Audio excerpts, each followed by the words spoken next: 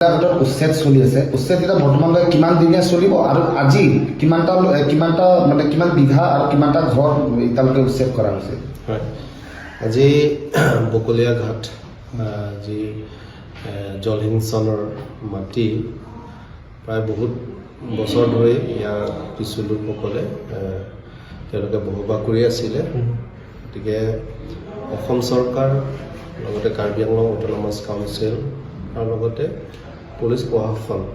গোটেই লগ লাগি আজি উচ্ছেদ অভিযান ইতিমধ্যে চলি আছে আৰু ইয়াৰ মুঠ 350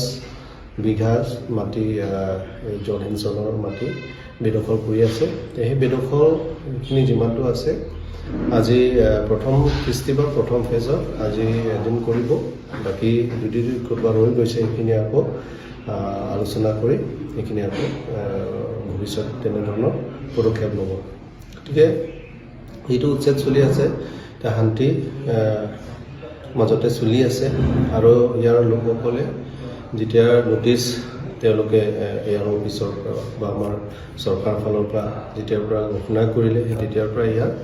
লোকসকলে নিজ নিজ ঠাই তেওঁলোকে ব্যৱস্থা কৰি লৈছে গতিকে ঘৰটো কেইটামান আছে বাকীটো প্ৰায় তেওঁলোকে 2-3 দিন আগতে তেওঁলোকে গোটেইখিনি খালী কৰিছে গতিকে ভাল লাগিছে আৰু আমাৰ বকলীয়া অঞ্চলৰ ৰাইজে সদায় শান্তি সদায় মানে কি ক'ব শান্তি থকাটো বিচাৰে কোনো ধৰণৰ তাৰমানে অশান্তি সৃষ্টি হ'ব তেনেকুৱা নিবিচাৰে আমাৰ ইয়াৰ লোকসকলে মানে কি ক'ব বহুত জ্ঞানী লোকসকল আছে আৰু মই সেইকাৰণে তেওঁলোককো ধন্যবাদ দিছোঁ যে চৰকাৰৰ কথা মতে তেওঁলোকেও মানিছে সেইটো কাৰণে তেওঁলোককো মোৰ ফালৰ পৰা ধন্যবাদ জ্ঞাপন কৰিছোঁ আৰু মই সেইখিনিতে এটা কথা অনুৰোধ কৰিব বিচাৰিম যাতে অন্য দলে কোনো ধৰণৰ মাজত সোমাব নালাগে যিহেতু শান্তিৰে তেনেকুৱা ধৰণৰ উচ্ছেদখিনি আমি কৰি আছোঁ চৰকাৰ ফালৰ পৰা কৰি আছে পিছত আমাৰ মাননীয় মুখ্য কাৰ্যবাহী সদস্য ডক্টৰ তুলিৰাম মোহন ছাৰে নিশ্চয় তেখেতে বিতংকৈ আপোনালোকক বুজোৱা হ'ব কিমানটা পৰিয়ালৰ কিমানটা ঘৰ আছিলে টোটেল পৰিয়াল আমাৰ ইয়াৰ 2100 কিমানটা আছে 2159 ইয়াৰ পপুলেশ্যন হিচাপত আছে আৰু যদি হাউচ হোল্ড হিচাপ যদি চাব যাওঁ মোৰ তাত যিখিনি তথ্যমতে 229টা ঘৰ আছে তাৰপিছত দোকান কিবা কিবি আছে কেইটামান সেইখিনি হিচাপ কৰিলে প্ৰায় 300মান ওচৰা-ওচৰি হ'ব গতিকে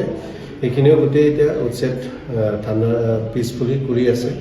সেইখিনি আছে বেলেগ কথা ক'বলগীয়া নাই আৰু ৰাইজে সকলোৱে গম পাইছে আৰু সকলোৱে সহযোগ কৰিছে যে কোনো ধৰণৰ যাতে অশান্তি সৃষ্টি নহয় সেইখিনি আমি অব্যাহত চলাই আছোঁ থেংক ইউ যিকোনো খবৰৰ বাবে যোগাযোগ কৰক আমাৰ এই নম্বৰত 9181 307 2221